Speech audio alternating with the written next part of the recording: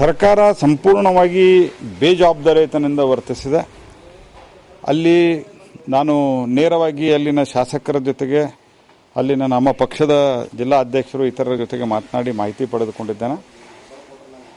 ಅವರು ಬೇರೆ ಬೇರೆ ವೆಹಿಕಲ್ಗಳಲ್ಲಿ ಟಿಪ್ಪು ಪರವಾಗಿದ್ದಂಥವರು ಎಲ್ಲ ರೀತಿಯಾದಂಥ ಅಕ್ರಮ ಶಸ್ತ್ರಾಸ್ತ್ರಗಳನ್ನು ತೆಗೆದುಕೊಂಡು ಬರ್ತಾ ಇದ್ದರು. ದೊಡ್ಡ ದೊಡ್ಡ ಕಲ್ಲುಗಳು ಆಟೋದಲ್ಲಿ ಇತ್ತು ಅನ್ನುವಂಥದ್ದನ್ನು ನಮ್ಮ ಶಾಸಕರು ನನಗೆ ಹೇಳಿದ್ದಾರೆ. ಆ ಸಂಗತಿಯನ್ನು ಪೊಲೀಸರ ಗಮನಕ್ಕೆ ತಂದ ನಂತರವೂ ಸಹಿತ ಮುಂಜಾಗ್ರತಕವಾಗಿ ಏನು ಕ್ರಮ ಕೈಗೊಳ್ಳಬೇಕಾಗಿತ್ತು ಆ ಕ್ರಮ ಕೈಗೊಳ್ಳಿಲ್ಲ. ರಸ್ತೆಯಲ್ಲಿದ್ದವ್ರನ್ನ ಹೊಡಿಲಿಕ್ಕೆ ಪ್ರಾರಂಭ ಮಾಡಿದರು, ಆವಾಗೂ ಸಹಿತ ಪೊಲೀಸರು ಯಾವುದೇ ಕ್ರಮವನ್ನು ಕೈಗೊಂಡಿಲ್ಲ.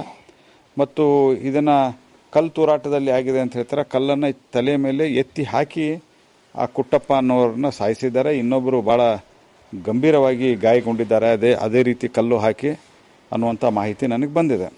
ಯಾವುದೇ ರೀತಿಯಾದಂಥ ಮುಂಜಾಗ್ರತೆಗೆ ಕ್ರಮ ಇಲ್ಲ.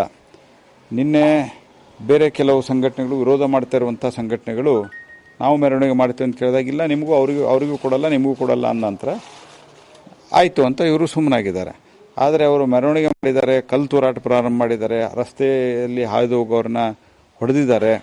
ಇದು ಹಿಂದೆ ಏನು ಅದು KFD ಮತ್ತು ಇತ್ಯಾದಿ ಸಂಘಟನೆಗಳು ಏನು ಪ್ರಶಾಂತ್ ಪೂಜಾರಿಯ ಕೊಲೆ ಮಾಡಿದರು, ಹಿಂದೆ ಶಿವಮೊಗ್ಗದಲ್ಲಿ ಒಬ್ಬನ ಕೊಲೆ ಮಾಡಿದರು, ಅದೇ ಗುಂಪು ಇಲ್ಲಿದೆ ಅನ್ನುವಂಥ ಎಲ್ಲ ಸಂಶಯ ಮೂಡ್ತಾ ಇದೆ.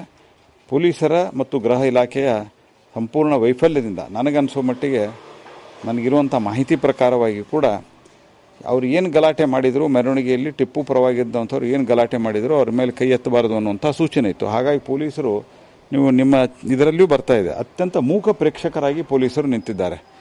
ಹಾಗಾಗಿ ಇದನ್ನು ತೀವ್ರವಾಗಿ ನಾನು ಖಂಡಿಸ್ತೀನಿ. ಅಲ್ಲಿನ ಸಂಬಂಧಿಸಿದ ಪೊಲೀಸ್ ಅಧಿಕಾರಿಗಳನ್ನು ತಕ್ಷಣ ಅಮಾನತುಗೊಳಿಸಬೇಕು. ಇದನ್ನು ಸಂಪೂರ್ಣವಾಗಿ ಮ್ಯಾಜಿಸ್ಟ್ರೇಟ್ ಎನ್ಕ್ವೈರಿ ಮಾಡಬೇಕು ಮತ್ತು ಟಿಪ್ಪು ದಿನಾಚರಣೆಯನ್ನು ಆಚರಿಸುವುದನ್ನೇ ಆರ್ಡರನ್ನೇ ವಿತ್ಡ್ರಾ ಮಾಡಬೇಕು.